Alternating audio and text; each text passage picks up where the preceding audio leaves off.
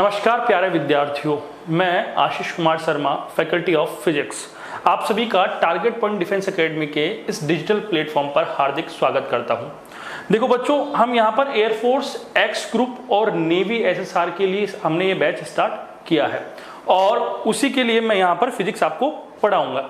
अगर हम बात करें सबसे पहले सिलेबस के हिसाब से कि हम क्या क्या इसमें पढ़ेंगे, तो ध्यान दीजिएगा बच्चों, हम इसको 11th और 12th के दो पार्टों में बांट कर पढ़ेंगे।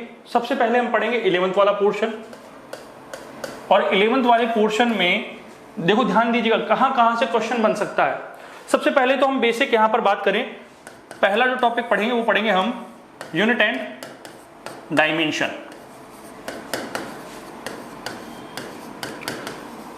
एक क्वेश्चन यहां से जरूर बनता है, ध्यान दीजिएगा बच्चों, एक क्वेश्चन जरूर बनेगा, और वो बनेगा किसका? वो अधिकतर पिछले, अगर हम ट्रेंड देखें पिछले एग्जाम्स के, तो वो ज्यादातर क्वेश्चन बन रहा है डायमेंशन सा। जैसे लास्ट ईयर एक क्वेश्चन आया था यंग के गुणांक का, हमसे विमीय सूत्र पूछा था कि write the dimensional formula of Young's coefficient. ठीक है, तो एक क्वेश्चन हमको पता है यूनिट एंड डायमेंशन से आना है, और वो भी कहां से आना है? मेनली डायमेंशन से आना है। कहां से आना है बच्चों, ध्यान रखना, इस बात को जरूर पहले समझ लेना कि हम क्या क्या पढ़ेंगे और क्वेश्चन कहां से हमारे आ सकते हैं। तो एक क्वेश्चन हमारा पता चल गया हमको कि डायमेंशन से आएगा, और वो हमेशा आता ही है। तो पहला टॉपिक क्या हो गया हमारा? Unit and dimension. अब क्या हम फिजिक्स पढ़ने से पहले सीधा ही यूनिट एंड डायमेंशन पढ़ लेंगे? देखो ध्यान दीजिएगा, कोई भी सब्जेक्ट पढ़ने के लिए हमें उसके अल्फाबेट पता होने चाहिए। जैसे मैं कहूँ इंग्लिश पढ़ना है तो हमें उसके अल्फाबेट पता होने चाहिए, ABCD। जैसे मैं कहूँ हमें हिंदी पढ़नी है तो उसकी वर्णमाला पता होनी चाहिए। वैसे ही फिजिक्स में जब हम फिजिक्स स्टार्ट करेंगे तो पहला टॉपिक यूनिट एंड डायमेंशन पढ़ने से पहले हम इसी में फिजिकल क्वांटिटीज के बारे में पढ़ेंगे, स्केलर्स वेक्टर्स के बारे में पढ़ेंगे, अर्थात इसकी बेसिक नॉलेज जरूर लेनी है हमको। वेक्टर से डायरेक्टली क्वेश्चन वैसे पुटअप नहीं होता, लेकिन क्या होता है कि वेक्टर का जो एक क्वेश्चन है वो इस प्रकार से आता है कि कोई ना कोई कॉन्सेप्ट में वेक्टर का कॉन्सेप्ट हमें लगाना पड़ता है। तो इसी चैप्टर में हम ध्यान रखना क्या क्या पढ़ेंगे। हमने कहा हम फिजिकल क्वांटिटीज जरूर पढ़ेंगे, और दूसरा टॉपिक फिर क्या पढ़ेंगे? हम वेक्टर्स पढ़ेंगे। ठीक है, तो हमारा हो गया पहला टॉपिक हो गया यूनिट डायमेंशन, दूसरा क्या हो गया? वेक्टर्स हो गया। आप साथ के साथ इसको लिखते चलना कि कहां कहां से क्वेश्चन बन सकता है। तीसरा जो टॉपिक पढ़ेंगे हम वो पढ़ेंगे motion in a straight line.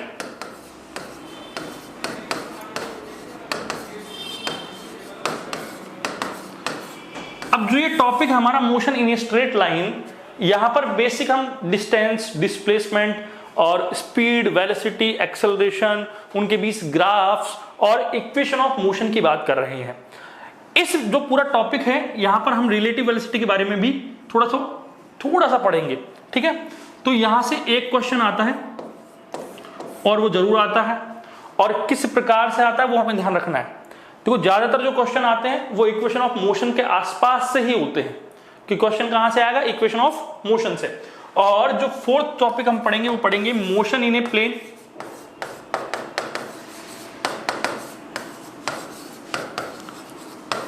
इसमें हम रिलेटिव वेलोसिटी पूरी पढ़ेंगे। ठीक है, और हम साथ में पढ़ेंगे प्रोजेक्टाइल मोशन और सर्कुलर मोशन। यहां से एक क्वेश्चन बनता है, ज्यादातर जो बनता है वो या तो सर्कुलर मोशन से बनता है या फिर बनता है रिलेटिव वेलोसिटी से। प्रोजेक्टाइल मोशन से बहुत ही रेयर चांस में क्वेश्चन हमारा बनता है। और अगर मैं बात करूं तो क्वेश्चन किस टाइप के आते हैं, ध्यान देगा, यहां पर कोई भी न्यूमेरिकल नहीं आएगा, यहां पर कोई न्यूमेरिकल नहीं है, यहां पर न्यूमेरिकल आ सकता है। ठीक है, मोशन इन ए जो हमारा प्लेन है इसमें भी हमारा न्यूमेरिकल आ सकता है, फॉर्मूला बेस्ड न्यूमेरिकल आएगा। तो हम यहां पर पहले एनालिसिस कर रहे हैं पेपर का कि किस प्रकार से पेपर हो सकता है, और उसी के आधार पर अपन पढ़ेंगे। हमने कहा मोशन इन ए प्लेन में हमारा एक क्वेश्चन आ सकता है जिसके ज्यादातर चांस होते हैं रिलेटिव वेलोसिटी या सर्कुलर मोशन से होते हैं। ठीक है, फिर आगे हम बात करें अगर कि हम फिफ्थ टॉपिक कौन सा पढ़ेंगे, तो हम फिफ्थ टॉपिक पढ़ेंगे बच्चों NLM, Newton's law of motion, और इसी में हम फ्रिक्शन पढ़ेंगे। अब बात करें NLM, तो NLM से एक क्वेश्चन बनता है, लेकिन वो फोर्स से ही बनता है। जहां तक हो, कहां से बनता है बच्चों? फोर्स से। और बेसिक क्वेश्चन बनता है, हमें बस फोर्स की डेफिनेशंस पता होनी चाहिए, न्यूटन के तीनों लॉ पता होने चाहिए। ठीक है, और थ्योरेटिकल क्वेश्चन बनने के चांसेस ज्यादा होते हैं। सिक्स टॉपिक हम बात करें जो हम पढ़ेंगे वो पढ़ेंगे हम ग्रेविटेशन। गुरुत्वाकर्षण। यहां से भी एक ही क्वेश्चन बनता है, और वो एक क्वेश्चन कुछ इस प्रकार से बनता है कि जैसे हम कहें, हमने पढ़ा कि ग्रेविटेशनल जो हमारा फोर्स होता है क्या होता है, F = G m1m2/r²। तो इसी फॉर्मूले के इर्द गिर्द कुछ खेल कर, अर्थात कभी m की वैल्यू को चेंज कर दे, r की वैल्यू को चेंज कर दे, फोर्स में क्या चेंज हुआ है, इस प्रकार से क्वेश्चन पूछ सकता है। या फिर केवल ग्रेविटेशनल एक्सेलरेशन में क्या चेंज हो रहा है, इस प्रकार से क्वेश्चन पूछता है। न्यूमेरिकल क्वेश्चन बन सकता है, लेकिन बस फॉर्मूला बेस होगा, उसमें कुछ चेंजेस होंगे जिसको हमको करना है। सातवां टॉपिक जो हम पढ़ते हैं, यहां पर पढ़ते हैं वर्क पावर एनर्जी।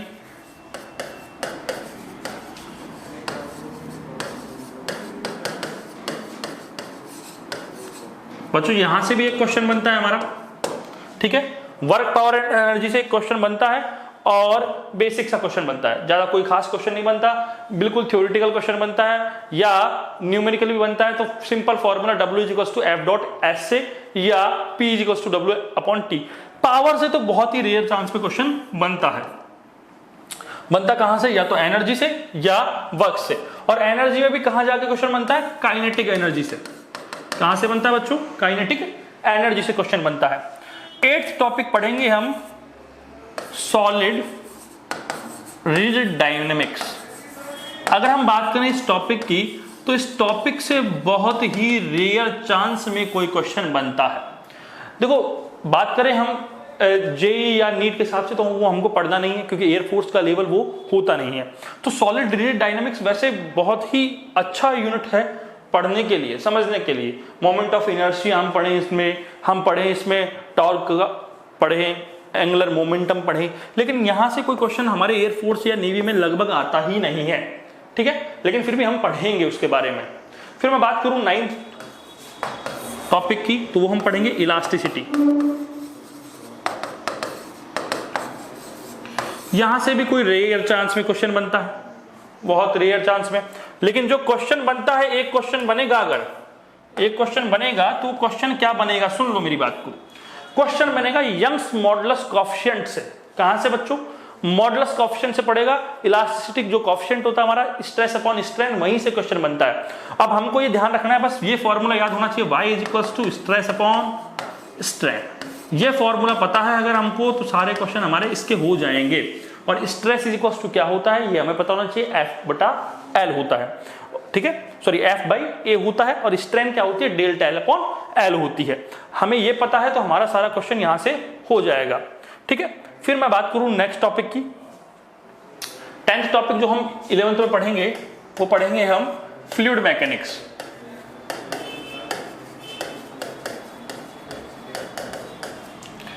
इसमें हम विस्कोसिटी, प्रेशर, हम बात करें ब्यूयेंसी फोर्स की, कैपिलरी, सरफेस टेंशन, ये सब पढ़ेंगे। लेकिन इनमें से एक क्वेश्चन बनता है या नहीं बनता है, कोई गारंटी नहीं है। कोई बाई चांस क्वेश्चन बनता है, जो भी थ्योरी बेस्ड बनता है, तो ज्यादा माथापच्ची इसमें करनी नहीं है। वैसे हम पढ़ेंगे पूरा, लेकिन ज्यादा माथापच्ची करने की जरूरत हमें नहीं है।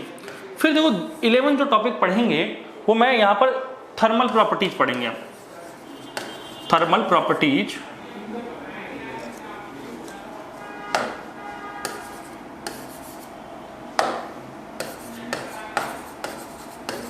Of matter.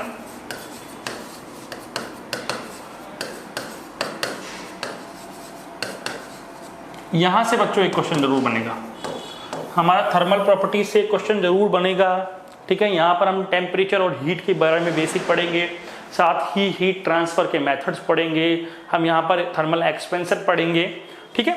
और 12th जो टॉपिक जो हम पढ़ेंगे, वो पढ़ेंगे थर्मोडायनेमिक्स।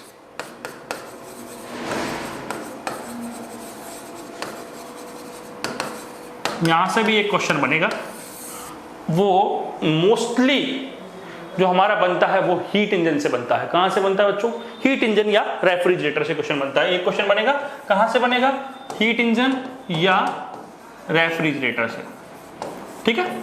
हमारा एक क्वेश्चन वहां से बनता है। फिर मैं बात करूं थर्ड अगला टॉपिक, तो अगला टॉपिक पढ़ेंगे हम KTG, kinetic theory of gases. यहां से भी हमारा एक क्वेश्चन बनता है। और कहां से बनता है, जो जब हम पढ़ेंगे गैसेस की काइनेटिक एनर्जी के बारे में, वहां से क्वेश्चन बन जाता है। या फिर हम बात करें उनके वर्ग माध्य मूल चाल के बारे में, तो वहां VRMS, तो वहां से क्वेश्चन बन जाता है, या प्रेशर से क्वेश्चन बन जाता है। लेकिन मोस्टली जो क्वेश्चन बनता है KTG में, वो KTG में बनता है कहां से भाई, काइनेटिक एनर्जी ऑफ गैसेस से। कहां से बनता है, काइनेटिक एनर्जी ऑफ गैस से क्वेश्चन बनता है, और बनेगा ही, ये कंफर्म है, एक क्वेश्चन आएगा ही। फिर मैं बात करूं 14 टॉपिक जो हम पढ़ेंगे, वो हम पढ़ेंगे ऑस्किलेशन। ठीक है, ऑस्किलेशन, और 15 टॉपिक पढ़ेंगे वेव, ऑस्किलेशन एंड वेव्स।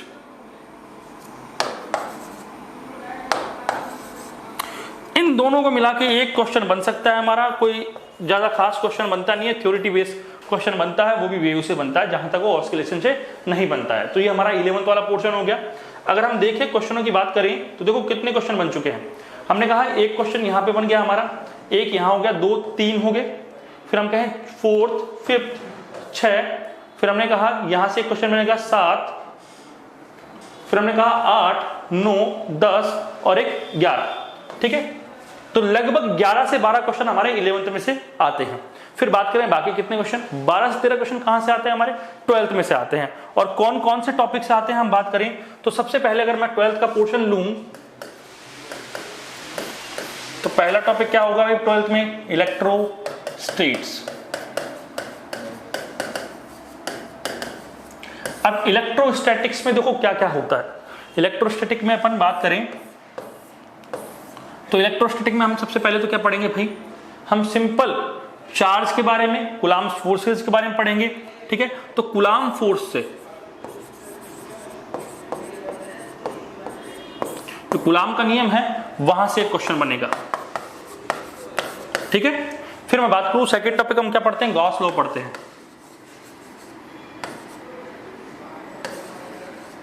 ठीक है, और उसके एप्लीकेशन पढ़ते हैं, अर्थात इलेक्ट्रिक फ्लक्स पढ़ते हैं। एक क्वेश्चन इलेक्ट्रिक फ्लक्स से हमारा बनेगा। फिर मैं कहूं पोटेंशियल, इलेक्ट्रिक पोटेंशियल, एक क्वेश्चन यहां से बनेगा, थ्योरी बेस बनेगा। देखो यहां से न्यूमेरिकल बनता है हमारा, यहां से कैसा बनता है, थ्योरेटिकल बनता है, यहां से भी कैसा बनता है, थ्योरेटिकल बनता है। फिर हमने कहा एक 4th टॉपिक हो गया हमारा इसमें कैपेसिटर, तो एक क्वेश्चन यहां से भी बनता है कैपेसिटर से। तो इलेक्ट्रोस्टैटिक्स एक्चुअल में हमारा एक ऐसा टॉपिक है जो बहुत इंपॉर्टेंट है। ठीक है, क्योंकि यहां से लगभग मैं बात करूं तो 4 क्वेश्चन बन सकते हैं हमारे, तो इसको हमें अच्छे से पढ़ना पड़ेगा। देखो 12th का थोड़ा लगभग ऐसा होता है कि 11th और 12th में 40-60 का रेशियो होता है। 11th लगभग 40%, 12th लगभग 60%। हमने कहा 4 क्वेश्चन कहां से बन जाएंगे, इलेक्ट्रोस्टैटिक्स से। ठीक है बच्चों, फिर मैं बात करूं सेकेंड टॉपिक जो हम पढ़ेंगे वो पढ़ेंगे करंट इलेक्ट्रिसिटी।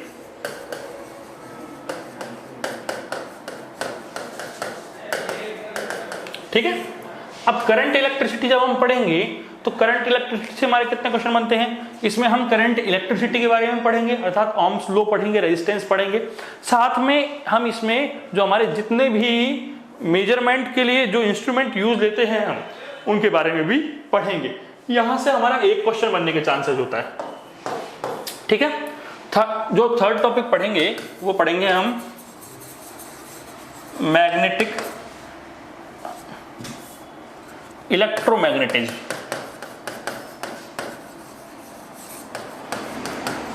ठीक है, अब इलेक्ट्रोमैग्नेटिज्म में 3 टॉपिक पढ़ेंगे हम। कौन कौन से, सबसे पहले तो मैग्नेटिक प्रॉपर्टीज ऑफ, ठीक है, मैग्नेटिक प्रॉपर्टीज पढ़ेंगे। सेकंड जो टॉपिक पढ़ेंगे वो पढ़ेंगे मैग्नेटिज्म, और थर्ड टॉपिक जो हम पढ़ेंगे वो पढ़ेंगे इसमें EMI, इलेक्ट्रोमैग्नेटिक इंडक्शन। ठीक है, अब ध्यान देना, मैग्नेटिक प्रॉपर्टीज से क्वेश्चन पक्का आता है, एक क्वेश्चन कंफर्म आएगा। कहां से आता है, लगभग मैं बात करूं तो बहुत इजी क्वेश्चन आएगा, और लगभग या तो हमारे बायो सावर्ट से आ जाता है या फिर साइक्लोट्रॉन से आ जाता है। ठीक है, टोरॉइड आ जाए। मैग्नेटिज्म थ्योरेटिकल क्वेश्चन आएगा एक क्वेश्चन, और EMI से भी एक क्वेश्चन थ्योरेटिकल ही हमारा बनता है। ठीक है, तो टोटल कितने क्वेश्चन हो गए भाई, यहां से 3 क्वेश्चन हो गए, अर्थात हमको ये टॉपिक भी अच्छे से डीपली पढ़ना है, इलेक्ट्रोमैग्नेटिज्म।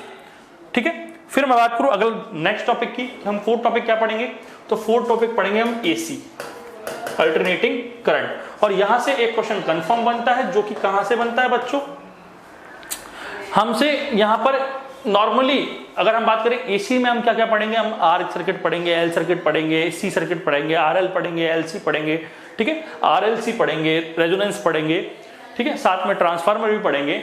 यहां से जो एक क्वेश्चन आता है हमारा वो बेसिक क्वेश्चन आता है लेकिन न्यूमेरिकल आता है। किस प्रकार का आता है?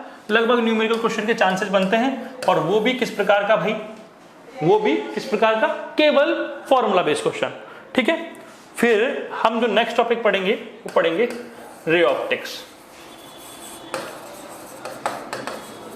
कौन सा बच्चों? Ray optics. अब ध्यान देना, रे ऑप्टिक्स और वेव ऑप्टिक्स दो ऐसे टॉपिक हैं जो टॉपिक तो बहुत बड़े हैं, लेकिन इन दोनों से मिला के क्वेश्चन एक दो ही आते हैं। पिछले पेपर में तो एक दो क्वेश्चन ही आए हैं, और कुछ पेपर्स में तो ऑप्टिक्स से क्वेश्चन ही नहीं आए थे। तो मैं इसको एक से दो क्वेश्चन मान के चल रहा हूं कि एक से दो क्वेश्चन आ सकते हैं और नहीं भी आ सकते, ठीक है। लास्ट टाइम क्वेश्चन ही नहीं आए थे, कुछ पेपर्स में ऐसा हुआ था कि क्वेश्चन नहीं आ पाए थे हमारे ऑप्टिक्स से, ठीक है। तो हम कह रहे हैं कि एक दो क्वेश्चन, मतलब इतना अपन को ज्यादा इस पर डीप जाना नहीं है। 7 टॉपिक जो हम पढ़ेंगे वो पढ़ेंगे फोटो इलेक्ट्रिक इफेक्ट, ठीक है। यहां से भी हमारा कोई खास क्वेश्चन बनता नहीं है, कोई खास क्वेश्चन हमारा बनता नहीं है। फिर 8 टॉपिक की हम बात करें तो 8 टॉपिक में हम पढ़ेंगे न्यूक्लियर फिजिक्स।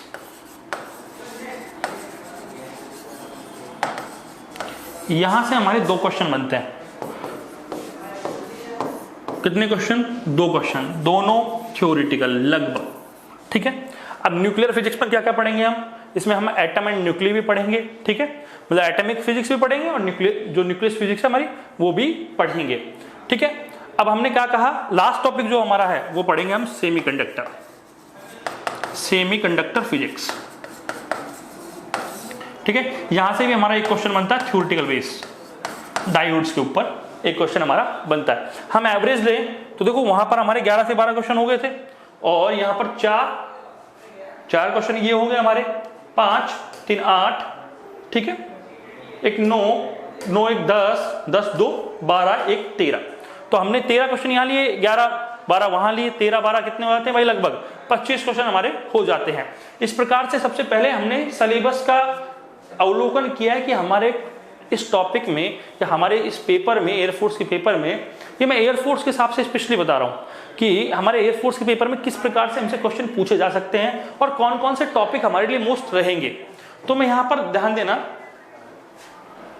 हमने पहले कहा कि हमारा जो पहला टॉपिक होगा वो होगा यूनिट एंड डायमेंशन। तो मैं यूनिट एंड डायमेंशन स्टार्ट ना करके सबसे पहले मैं स्टार्ट कर रहा हूं वेक्टर से। एक्चुअल में वेक्टर सभी टॉपिक्स में काम आएगा, ठीक है, हमारे सभी टॉपिक में काम आएगा वेक्टर। और उसके बाद में बात क्या है कि इससे डायरेक्टली क्वेश्चन कोई नहीं बनता, ये हमारे कॉन्सेप्ट में काम आएगा, हमें कॉन्सेप्ट समझने के लिए। तो मैं इसको सबसे पहले खत्म कर देता हूं, सबसे पहले पढ़ा देता हूं, उसके बाद में फिर अपन कहां से स्टार्ट करेंगे? यूनिट एंड डायमेंशन से स्टार्ट करेंगे, ठीक है बच्चों। तो अब ध्यान दीजिएगा, अपन वापस पहले टॉपिक पे हमारे चल रहे हैं, और ये बात ध्यान दीजिएगा, ये वीडियो तुम जरूर से जरूर अपने साथी जो विद्यार्थी हैं उनको जरूर शेयर कर दीजिएगा, चैनल को सब्सक्राइब कर लीजिएगा और लाइक जरूर दबा के जाइएगा। अगर हम बात करें कि देखो तुमको अगर इस अवलोकन से फायदा हो, जो मैंने एनालिसिस किया उससे फायदा हो, तो तुम्हारे साथी विद्यार्थियों को अगर तुम शेयर करोगे तो उनको भी फायदा होगा। तुम्हारे कोई मित्रजन होंगे, दोस्त होंगे, भाई होगा, उनको भी जरूर शेयर करना। अब मैं बात करता हूं, सबसे पहले हम टॉपिक स्टार्ट कर रहे हैं वेक्टर्स, सदिश,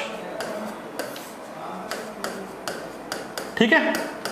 तो भाई ध्यान दीजिएगा, सबसे पहले तो हमें 2 बेसिक चीज पता होनी चाहिए कि भाई अदिश क्या होता है और सदिश क्या होता है। ये 2 नाम सुनने ही हैं हमको, अदिश क्या होता है और सदिश क्या होता है। अब सबसे पहले अदिश को बोलते हैं स्केलर और सदिश को क्या बोलते हैं भाई? वेक्टर, ठीक है। अब भाई पहले मैं समझा रहा हूं, लिखवा कुछ नहीं रहा, साथ तुमको लिखने जाना है। अदिश की बात करूं तो मैं अदिश को यहां पर 2 भागों में बांट सकता हूं, ए प्लस दिश, ठीक है। और किसी भी फिजिकल क्वांटिटी को रिप्रेजेंट किया जाता है Q = NU से। कैसे भाई? Q = NU से, किस प्रकार रिप्रेजेंट किया जाता है, Q is equal to N U. यहां पर Q क्या होता है, फिजिकल क्वांटिटी अर्थात भौतिक राशि, N क्या होता है, न्यूमेरिकल वैल्यू अर्थात संख्यात्मक मान, और U क्या होता है, हमारा मात्रक होता है, यूनिट होती है। तो एक लाइन हमें पहले से याद होनी चाहिए, इतना बेसिक हमें पता होना चाहिए कि किसी भी फिजिकल क्वांटिटी को रिप्रेजेंट करने के लिए हमारे पास दो मिनिमम फैक्टर्स हमें काम में लेने ही पड़ेंगे। कौन कौन सा, एक तो n और एक u, अर्थात एक तो परिमाण और एक मात्रक। हम कह सकते हैं to represent any physical quantity there are minimum two factors are used. कौन कौन से भाई, first that is magnitude and second one is unit.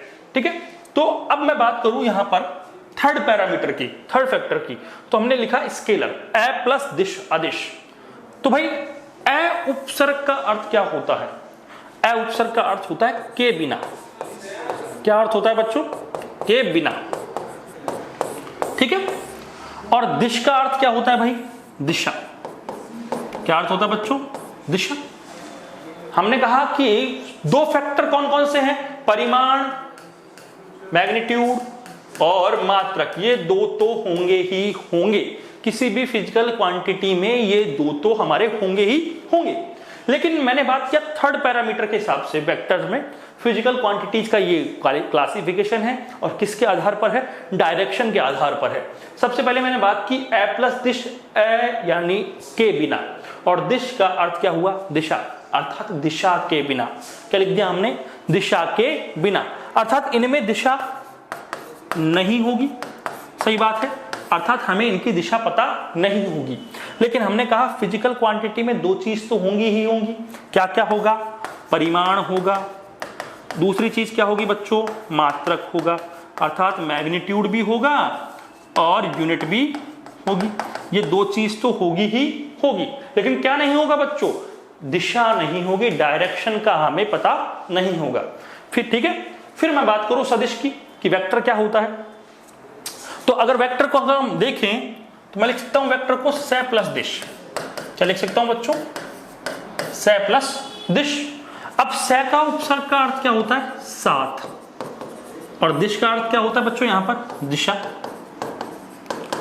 अर्थात अर्थ क्या हो गया, दिशा के साथ, अर्थात जिनमें क्या हो भाई, निश्चित दिशा हो।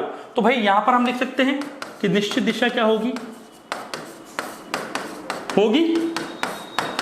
ठीक है, निश्चित दिशा होगी, और परिमाण मात्रक तो होंगे ही होंगे। ये तो हमने पहले लिख दिए थे, परिमाण और मात्रक तो होंगे ही होंगे। ठीक है बच्चों, अब देखो यहां ध्यान से देखना क्या हुआ हमारा। हमने अदिश में क्या कहा कि दिशा नहीं है, दिशा नहीं है, परिमाण है, मात्रक है। लेकिन सदिश में क्या है, दिशा भी है, परिमाण भी है हमारा, और मात्रक भी है, और यहां पर दिशा नहीं है।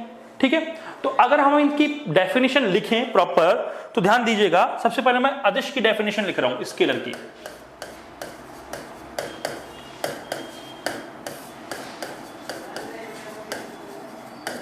तो स्केलर क्वांटिटीज कौन सी हो गई भाई, ठीक है। तो मैंने कहा स्केलर क्वांटिटीज वो क्वांटिटीज हैं जिनमें डेफिनेट डायरेक्शन नहीं होती है, लेकिन क्या होता है, परिमाण और मात्रक होता है। तो हम लिख सकते हैं those quantities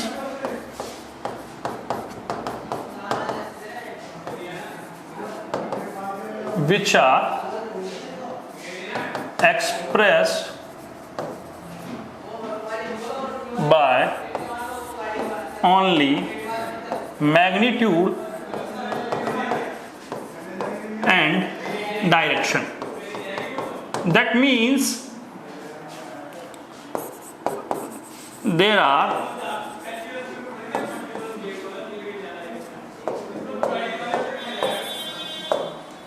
no need of definite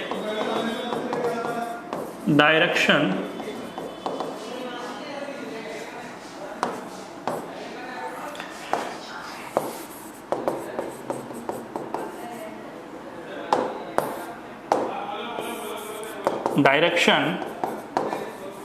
to represent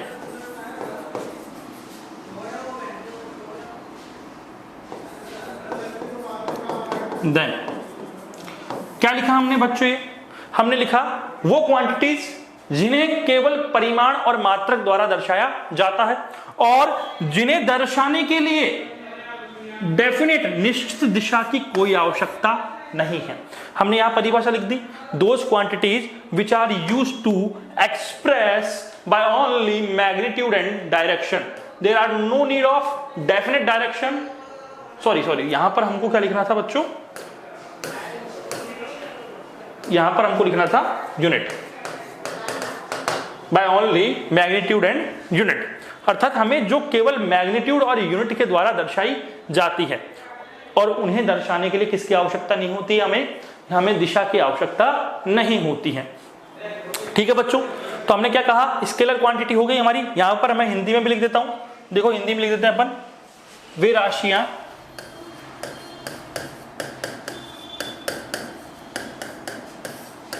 जिन्हें केवल परिमाण एवं मात्रक के द्वारा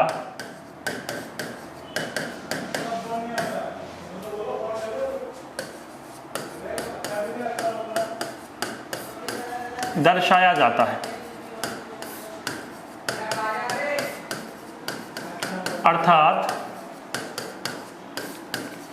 इन्हें दर्शाने के लिए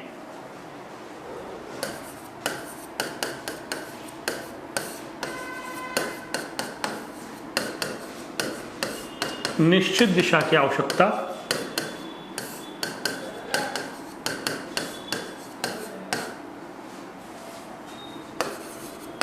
नहीं होती है।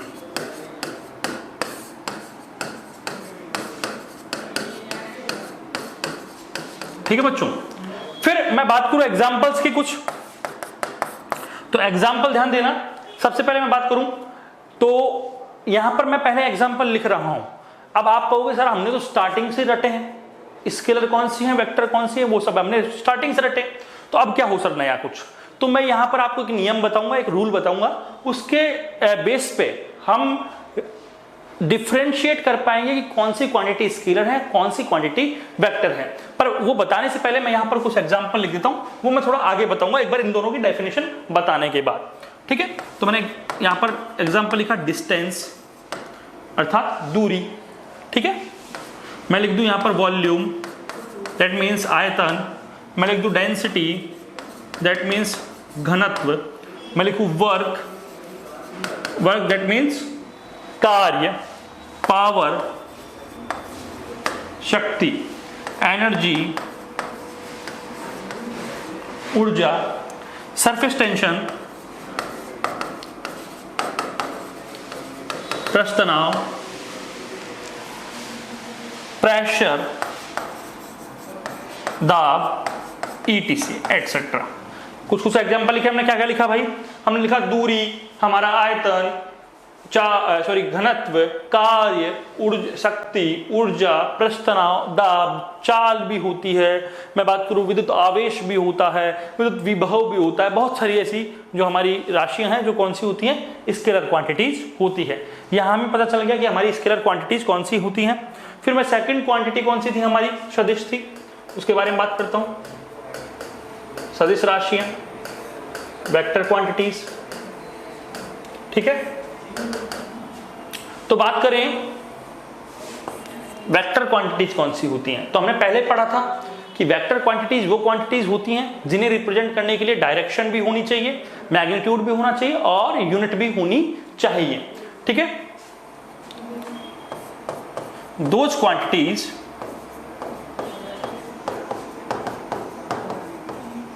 which are expressed by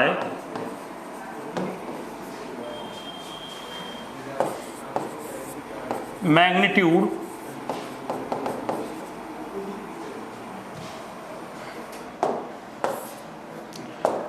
by definite direction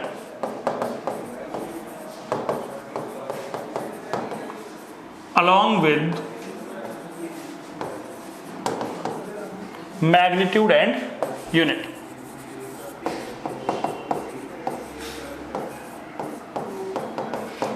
ठीक है, हमने क्या लिखा है यहां पर कि हमारी वेक्टर क्वांटिटी कौन सी होती है? वे राशियां जो जिन्हें हम किस किस से दर्शाते हैं? निश्चित दिशा के साथ साथ क्या क्या होना चाहिए? परिमाण और मात्रक। अर्थात परिमाण और मात्रक के साथ निश्चित दिशा का भी अगर यूज हो उन्हें दर्शाने के लिए, तो राशि कौन सी हो जाएगी? वेक्टर क्वांटिटी हो जाएगी। हम लिख सकते हैं वे राशियां जिन्हें मात्रक एवं परिमाण के साथ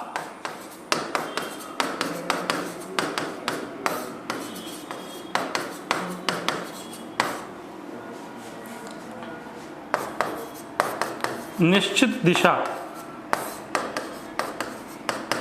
से भी दर्शाया जाता है। ठीक है, कौन सी हो गई हमारी? सदिश राशियां हो चुकी हैं। अब क्या यही काफी है किसी भी सदिश राशि को रिप्रेजेंट करने के लिए कि भाई उसमें निश्चित दिशा होनी चाहिए, परिमाण होना चाहिए, मात्रक होना चाहिए? ऐसे तो फिर इलेक्ट्रिक करंट है, उसमें डायरेक्शन भी होती है, परिमाण भी होता है, मात्रक भी होता है, क्या सदिश हो जाएगी? क्या नहीं। ठीक है, साथ में फिर क्या होना चाहिए? तो ध्यान देना, सदिश राशियां एक नियम का पालन करती हैं। ठीक है, these quantities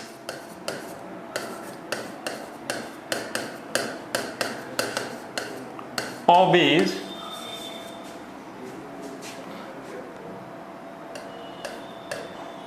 the sum of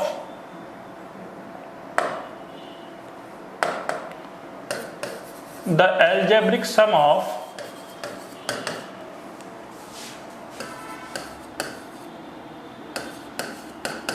vectors. अर्थात सदिश के बीजगणितीय योग का पालन करती है। किस रूल का पालन करती है भाई? ये एल्जेब्रिक सम ऑफ वेक्टर्स। किस रूल का पालन करती हैं भाई? सदिश के बीजगणितीय योग के नियम का पालन करती हैं। हम कह सकते हैं सदिश राशियां सदिश बीजगणितीय योग के नियम का पालन करती हैं। अब ये सदिश बीजगणितीय योग का नियम होता क्या है भाई? ये हम बाद में पढ़ेंगे। यहां मैं बेसिक बता दूं, जैसे मान लो ये दो वेक्टर हैं, एक ए वेक्टर है, ये बी वेक्टर है, तो ये जो इनका रिजल्टेंट बनेगा वो क्या होगा? ए प्लस बी। ठीक है, इसी प्रकार से हम पढ़ेंगे आगे कि ये जो हमारा एल्जेब्रिक सम ऑफ वेक्टर है क्या। फिर अगर मैं एग्जांपल की बात करूं तो एग्जांपल ध्यान देना भाई, डिस्प्लेसमेंट, विस्थापन, ठीक है, वेलोसिटी वेग, एक्सेलरेशन त्वरण, ठीक है, फोर्स बल, मोमेंटम संवेग, इंपल्स आवेग, वेट भार, टॉर्क,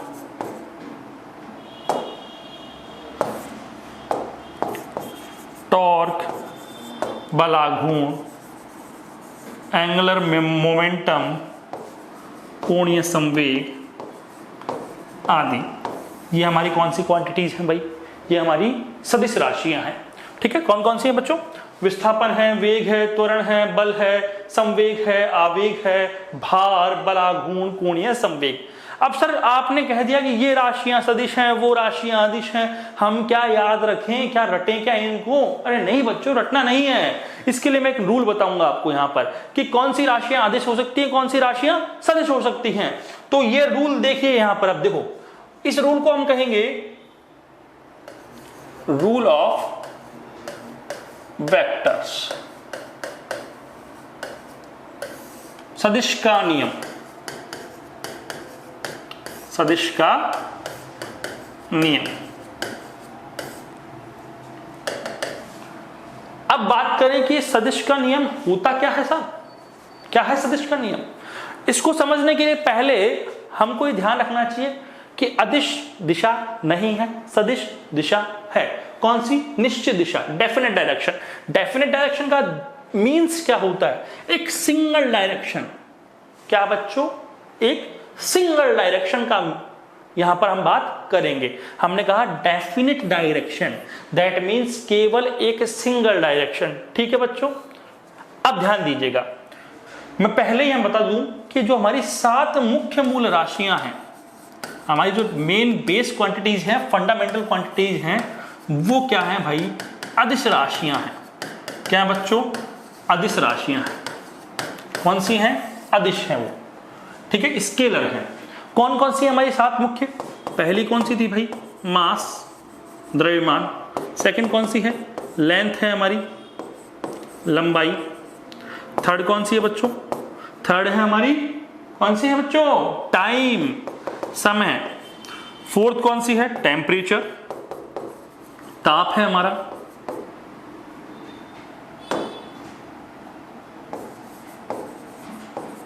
फिफ्थ कौन सा है? फिफ्थ है इलेक्ट्रिक करंट, विद्युत धारा है। सिक्स्थ कौन सा है? ल्यूमिनियस इंटेंसिटी, ज्योति तीव्रता है हमारी। और सेवंथ कौन सी है? सेवंथ है हमारी अमाउंट ऑफ सब्सटेंस, पदार्थ की मात्रा। ये हमारी 7 मूल राशियां हो गई। हमने कहा ये सातों बेस क्वांटिटीज कौन सी हैं? स्केलर है। कौन सी हैं बच्चों? सातों के सातों हमारी अदिश राशियां हैं। देखो भाई, बात करूं मास, अगर हम बेसिक एग्जांपल देखें, मास, इस पेन का मास कुछ ना कुछ होगा, और मास इस पेन के सभी डायरेक्शन में जो इसने एरिया घेरा है उसकी वजह से होगा। तो मास सभी दिशाओं में फैला हुआ, कोई डेफिनेट डायरेक्शन नहीं है, और डेफिनेट डायरेक्शन नहीं है तो क्वांटिटी कौन सी हो गई? स्केलर हो गई, ठीक है। मैं बात करूं लेंथ, लेंथ इसकी भी देखो भाई, लेंथ ये है, ठीक है, ये भी लेंथ हो सकती है यहां से पूरी ये तक, ठीक है। अब लेंथ का मीन्स क्या होता है? लेंथ का मीन्स यहां पर मैं ब्रेड्थ से बात कर सकता हूँ, चौड़ाई से भी, हाइट से भी बात कर सकता हूँ, ऊंचाई से भी, दूरी से भी बात कर सकता हूँ, डिस्टेंस, और विस्थापन भी लेंथ में आती है, लेकिन विस्थापन स्केलर ना होकर कौन सी है? वेक्टर है। वो मैं कॉन्सेप्ट तुम्हें भी बताऊंगा। कौन सी है भाई? वेक्टर। बाकी तीनों कौन सी हैं? स्केलर है, ठीक है। फिर हमने कहा टाइम कौन सी है हमारी? टाइम भी स्केलर है, ठीक। बाकी सब कौन सी हैं? स्केलर है। तो हमें पता होना चाहिए कि हमारी जो 7 बेस क्वांटिटीज हैं वो स्केलर क्वांटिटी हैं। बस यहां पर कौन सी बेस क्वांटिटी का लफड़ा आ रहा है भाई? डिस्टेंस और डिस्प्लेसमेंट का लफड़ा आ रहा है। किस किस का लफड़ा आ रहा है भाई? डिस्टेंस और डिस्प्लेसमेंट का। तो वो कॉन्सेप्ट इधर समझ लो। मान लो हम एक एग्जांपल लेते हैं कि राज नाम का एक लड़का है, ये मानो राज का घर है, ये राज का घर है सब, और ये उसका वर्क प्लेस है। समझ लो कॉलेज जा रहा है तो ये उसका कॉलेज है। ये राज का घर हो गया, हमने लिख दिया होम, और ये उसका कॉलेज हो गया, हमने लिख दिया सी। अब राज कुछ नटखट बच्चा है। कैसा बच्चा है भाई? नटखट। राज नाम है, राज नाम को पता है किसके होते हैं ज्यादातर? मूवियां देखी होंगी, शाहरुख खान, ये वाला कुछ, ठीक है। तो अगर हम बात करें कि राज का घर है तो राज भाई साहब सीधा घर से कॉलेज थोड़ी जाएगा। अब शाहरुख खान है तो भाई साथ में तुम्हें पता ही है क्या ना क्या। तो राज कुछ घर से निकल रहा है अपने कॉलेज के लिए, और गाना गाते हुए निकल रहा है। कौन सा गाना? घर से निकलते ही कुछ दूर चलते ही रास्ते में है उसका घर। अब भाई ये निकल गया भाई, और मानो ये रास्ते में उसका घर आ गया। किसका घर है भाई? ये घर है राज के साथ सिमरन का। किसका भाई? सिमरन का। तो भाई राज पहले घर से निकला, कहाँ गया? कहाँ गया भाई? देवी मैया के घर। देवी मैया ही तो है सिमरन, देवी मैया है। राहुल का तुमने कुछ कुछ होता का डायलॉग सुना होगा। सिमरन तो कहता है उसको कि भाई मैं 3 देवियों के आगे सर झुकाता हूँ, एक मेरी माँ, एक सबकी माँ, और एक होने वाली तीसरी माँ। तो तीसरी वाली है ये। इधर आशीर्वाद लिया होगा, कैसा भी जो आशीर्वाद उसने लिया, और आशीर्वाद लेकर फिर वो कहाँ चला गया बच्चों? कॉलेज चला गया। कहाँ चला गया? कॉलेज चला गया। कहाँ चला गया भाई? कॉलेज। मानो ये जो हमारी लेंथ थी ये 4 किलोमीटर थी और ये थी 3 किलोमीटर। अब कॉन्सेप्ट समझना यहां पर दूरी और विस्थापन का। किसका बच्चों? दूरी का और विस्थापन का, कि डिस्टेंस क्या होती है और डिस्प्लेसमेंट क्या होता है हमारा।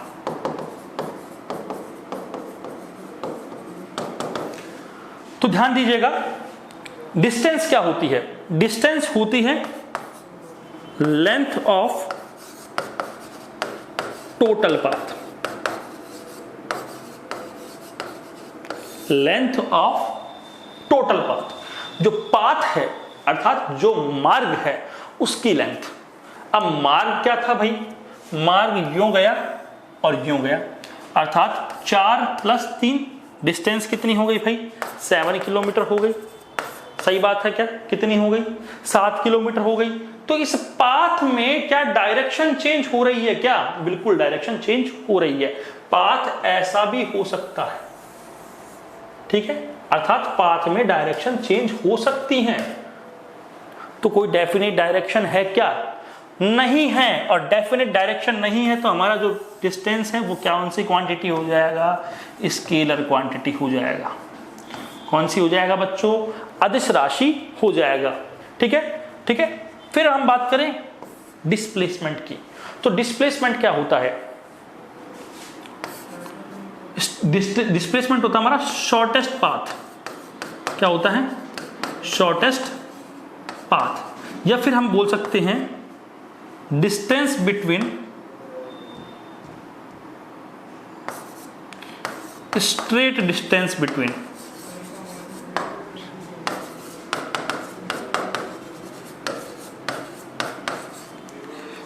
Initial and final points. प्रथम मतलब प्रारंभिक और अंतिम बिंदु के बीच सीधी दूरी, या हम कहें न्यूनतम जो मार्ग है हमारा वो। तो भाई सीधी दूरी तो ये होगी क्या, सीधी दूरी होगी तो एक डेफिनेट डायरेक्शन में जाएगी, और डेफिनेट डायरेक्शन में जाएगी तो कोई भी डायरेक्शन चेंज नहीं होगी, और डेफिनेट डायरेक्शन होगी तो क्वांटिटी कौन सी हो जाएगी हमारी, क्वांटिटी हो जाएगी वेक्टर। कौन सी हो जाएगी, वेक्टर। तो डिस्प्लेसमेंट हमारी कौन सी क्वांटिटी हो गया बच्चों, वेक्टर क्वांटिटी हो गया है। तो हमें पता चल गया कि डिस्टेंस हमारी कौन सी है, स्केलर है, वेक्टर, डिस्प्लेसमेंट कौन सी है, वेक्टर है। अगर मैं बात करूं यहां पर परपेंडिकुलर डिस्टेंस की, परपेंडिकुलर डिस्टेंस, लंबवत दूरी, ठीक है। लंबवत दूरी क्या होती है, जैसे लंबवत दूरी भी एक निश्चित दिशा में होती है, सीधी दूरी, ठीक है, और सीधी दूरी क्या होती है हमारी, डिस्प्लेसमेंट। इसीलिए परपेंडिकुलर जो डिस्टेंस है वो भी कौन सी क्वांटिटी होगी हमारी, वेक्टर होगी। तो हमें पता चल गया कि हमारी सातों मूल राशियां कौन सी हैं, स्केलर हैं, लेकिन डिस्प्लेसमेंट और परपेंडिकुलर डिस्टेंस कौन सी हैं भाई, वेक्टर हैं। तो अब हम रूल के लिए बढ़ते हैं, ठीक है। रूल क्या था हमारा, रूल ऑफ वेक्टर्स, ठीक है। और ये rule only for derived quantities, किनके लिए बच्चों, डेराइव्ड क्वांटिटीज के लिए, ये केवल व्युत्पन्न राशियों के लिए। व्युत्पन्न राशियां कौन सी होती हैं, जो 2 या 2 से अधिक राशियों से मिलकर बनी होती हैं, which are made up of 2 और मोर क्वांटिटीज, ठीक है, and depends on base quantities, ठीक है। किस पर निर्भर करती हैं, ये मूल राशियों पर निर्भर करती हैं। तो यहां पर हम साइड में लिख लेते हैं एक बार कि हमने पढ़ा था अभी लेंथ, ठीक है, मास, टाइम, डिस्टेंस, ये चारों कौन से थे भाई, स्केलर थे, ठीक है।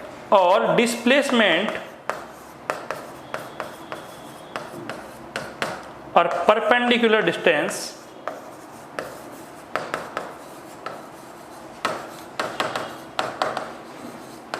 ये दोनों कौन से थे हमारे, वेक्टर थे, ठीक है। हमने कहा कि लेंथ, मास, टाइम और डिस्टेंस हमारे स्केलर हैं, और डिस्प्लेसमेंट और परपेंडिकुलर डिस्टेंस कौन से हैं, वेक्टर हैं। तो पहला नियम, इसमें 3 लॉ आएंगे। पहला लॉ कहता है, ध्यान देना भाई, कि अगर देखो डेराइव्ड क्वांटिटीज हमने कहा 2 या 2 से अधिक राशियों से मिलकर बनी होती हैं। मैंने कहा 2 क्वांटिटीज जो कि स्केलर हैं, कौन सी हैं, स्केलर हैं, तो इनसे मिलकर बनने वाली क्वांटिटी भी कौन सी होगी, स्केलर ही होगी। समझ गए बात को। अगर स्केलर क्वांटिटीज मिलकर कोई क्वांटिटी का कर रही है, जनरेट कर रही है, तो वो क्वांटिटी भी कौन सी होगी, स्केलर होगी।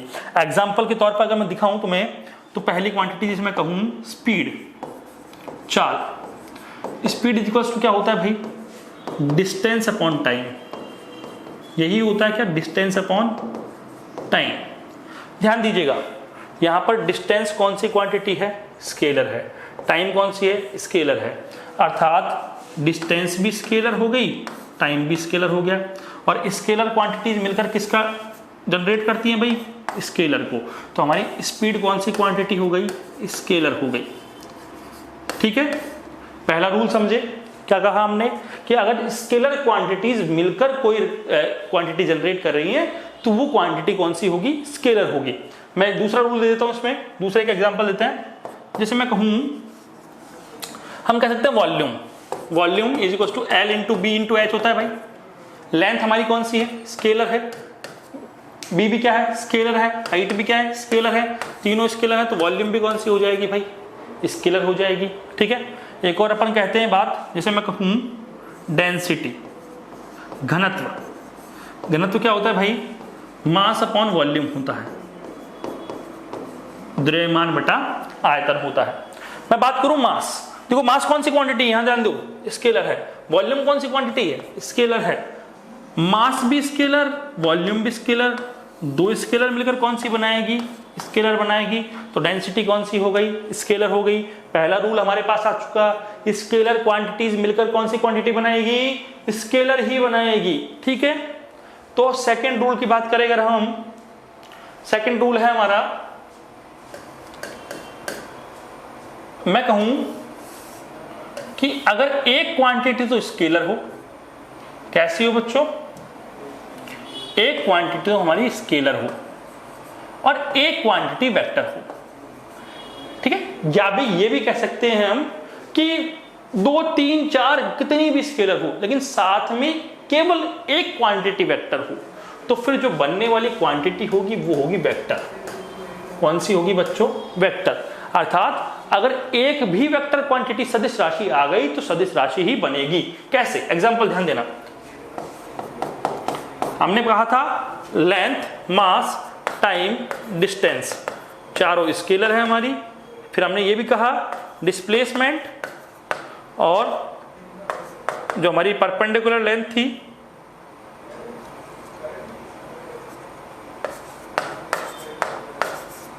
ये दोनों वेक्टर थी। एग्जाम्पल के तौर पे मैं कहूं, सबसे पहले तो डिस्प्लेसमेंट हमको पता है वेक्टर है। यहां सेकंड ले रहे हैं हम वेलोसिटी। देखो वेलोसिटी क्या होता है, डिस्प्लेसमेंट अपॉन टाइम, यही होता है बच्चों, डिस्प्लेसमेंट अपॉन टाइम। ध्यान दीजिएगा, डिस्प्लेसमेंट कौन सी क्वांटिटी है, सॉरी ये डिस्प्लेसमेंट कौन सी क्वांटिटी है, वेक्टर है। टाइम कौन सी क्वांटिटी है, स्केलर है। अर्थात डिस्प्लेसमेंट तो वेक्टर हो गई हमारी, टाइम हमारी हो गई स्केलर, और हमने कहा एक स्केलर और एक वेक्टर मिलकर क्या बनाता है, वेक्टर बनाता है। तो फिर हमारी वेलोसिटी कौन सी क्वांटिटी हो गई भाई, वेक्टर हो गई। कौन सी हो गई, वेक्टर। इसमें एक और एग्जांपल लूं, मैं कहूं momentum, momentum is equal to क्या होता है भाई, mass into velocity. P is equal to क्या होता है, एम भी होता है ना। तो देखो मास कौन सी क्वांटिटी है, मास स्केलर है, और वेलोसिटी कौन सी आई है अभी, वेक्टर। तो एक स्केलर और एक वेक्टर मिलकर फिर क्या बनाएंगे, वेक्टर बनाएंगे। तो मोमेंटम कौन सी क्वांटिटी हो गई हमारी, वेक्टर हो गई। और एग्जांपल ले, मैं कहूं एक्सेलरेशन, एक्सेलरेशन त्वरण इज इक्वल टू क्या होता है हमारा, वेलोसिटी अपॉन टाइम। यही होता है क्या बच्चों, वेग अपॉन समय। वेलोसिटी कौन सी क्वांटिटी है, वेक्टर है। टाइम कौन सी है, स्केलर है। एक वेक्टर एक स्केलर मिलकर क्या बना देगी, वेक्टर बना देगी। और एग्जांपल लें, F is equal to ma होता है क्या, force is equal to mass into acceleration. Mass कौन सी है, स्केलर है। एक्सेलरेशन कौन सी है, वेक्टर। एक स्केलर एक वेक्टर क्या बनाएगी, वेक्टर। तो फोर्स कौन सी क्वांटिटी हो गई, वेक्टर हो गई। तो हमें पता चल गया कि एक स्केलर एक वेक्टर कौन सी बनाती है, वेक्टर बनाती है। और अगर स्केलर स्केलर हो तो कौन सी बनाएगी, स्केलर बनाएगी। ठीक है, अब ध्यान दीजिएगा इधर, अगर मैं बात करूं कि क्या इस रूल का कोई अपवाद भी है क्या, एक्सेप्शन भी है क्या? तो बिल्कुल है सर, दो क्वांटिटीज के एक्सेप्शन है। कौन कौन से? पहली क्वांटिटी है प्रेशर, P इक्वल्स टू क्या होता है F अपॉन A, और दूसरी है भाई surface tension,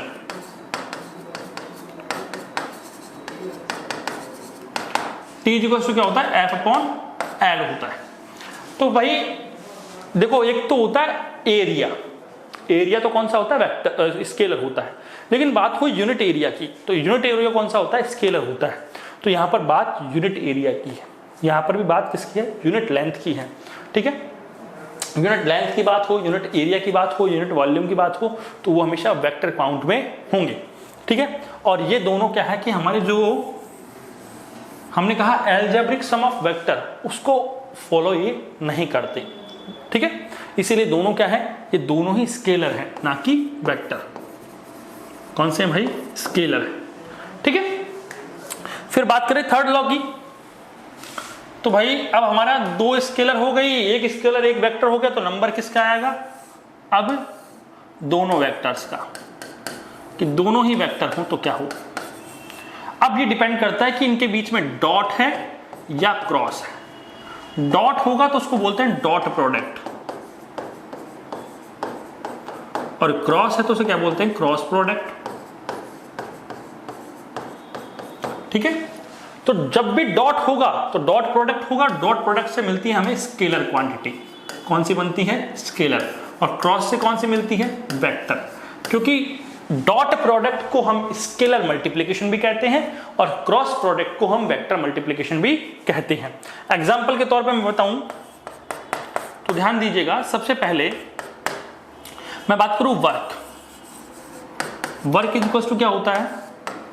force dot displacement.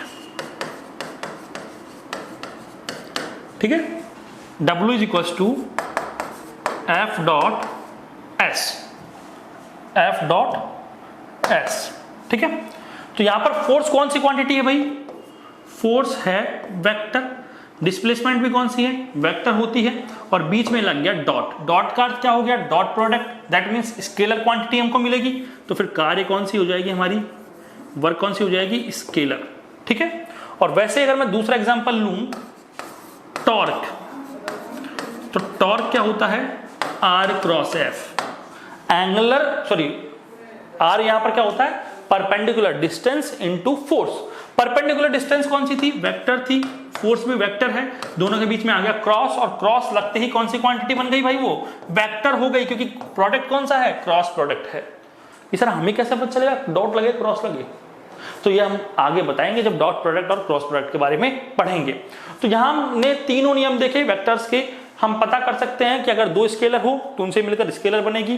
ठीक है, एक स्केलर एक वेक्टर हो तो वेक्टर बनेगी, दो वेक्टर हो डॉट लगा हो तो स्केलर बनेगी, दो वेक्टर हो बीच में क्रॉस लगा हो तो कौन सी बनेगी? हमारी बनेगी वेक्टर। ठीक है, फिर आगे हम बात करते हैं कि भाई किसी भी वेक्टर को रिप्रेजेंट कैसे किया जाता है। ठीक है, रिप्रेजेंटेशन ऑफ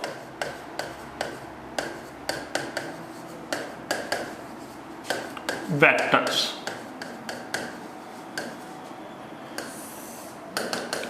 सदिशों का निर्देशन। ठीक है, तो किसी भी वेक्टर को रिप्रेजेंट करने के लिए या तो देखो उसे कैपिटल लेटर में लिखो, किसमें? या तो कैपिटल लेटर में, या और जो भी बोल्ड, कैसे भाई?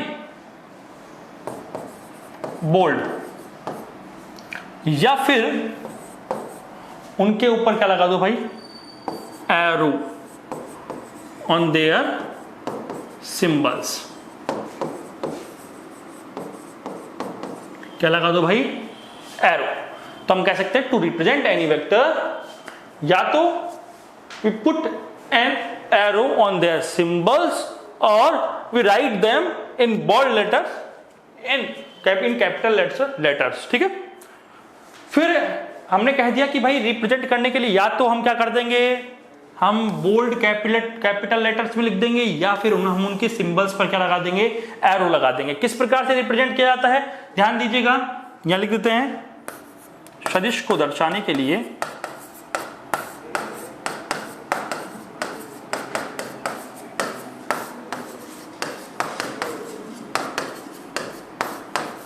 उनके प्रतीक चिन्हों पर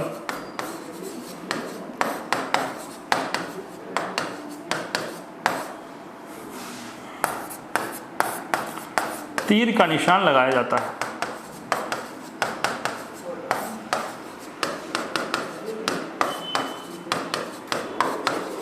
ठीक है, फिर हम बात करें कैसे रिप्रेजेंट करें। एग्जांपल देता हूं यहां पर, जैसे मैं कहूं फोर्स, बल का सिंबल क्या होता है? एफ। मैंने क्या लगा दिया इस पर? एरो। क्या लगा दिया भाई? एरो। अब देखो इस एरो की ये तो है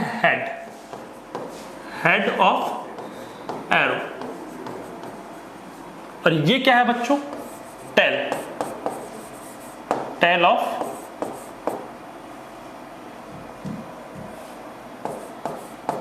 एरो। ठीक है, या फिर मैं यहां पर इस पूरे को बात करूं तो इसको मैं लेंथ ऑफ एरो भी लिख सकता हूं। ठीक है, तो ध्यान देना, हेड ऑफ एरो हमेशा किसी भी वेक्टर की क्या रिप्रेजेंट करती है? डायरेक्शन। किसको रिप्रेजेंट करती है? डायरेक्शन। और टेल ऑफ एरो किसको रिप्रेजेंट करता है? मैग्नीट्यूड को। किसको बच्चों? मैग्नीट्यूड को। अर्थात टेल या लेंथ क्या रिप्रेजेंट करती है?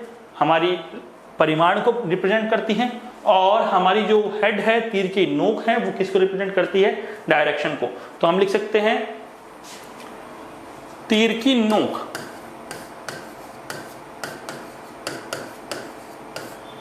हेड ऑफ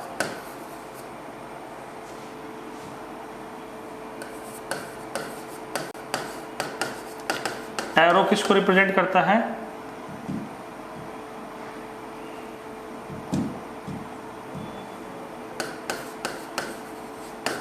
रिप्रेजेंट्स किसको भाई? सदिश की दिशा को, डायरेक्शन ऑफ वेक्टर। और जो हमारा तीर की पूंछ या लंबाई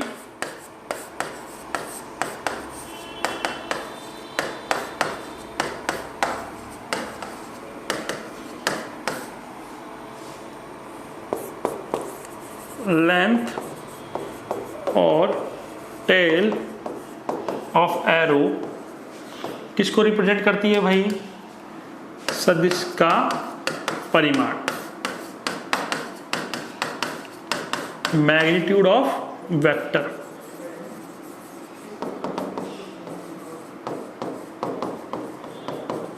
ठीक है, सदिश का परिमाण व्यक्त करती है।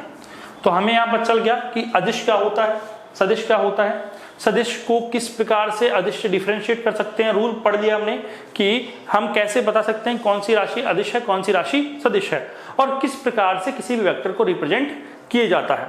ठीक है, आगे हम टाइप्स ऑफ वेक्टर पढ़ेंगे। उसके बाद में हम वेक्टर जो ट्राइंगल लॉ है, हमारा पैरेललोग्राम लॉ है, ठीक है, इन सब के बारे में हम आगे पढ़ेंगे।